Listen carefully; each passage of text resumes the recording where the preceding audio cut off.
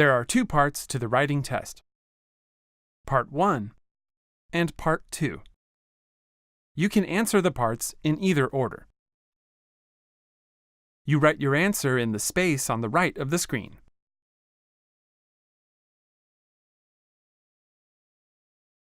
Your answers are saved automatically. You do not need to press Enter on your keyboard. For the reading and writing tests, the clock will turn red and flash when you have 10 and 5 minutes left.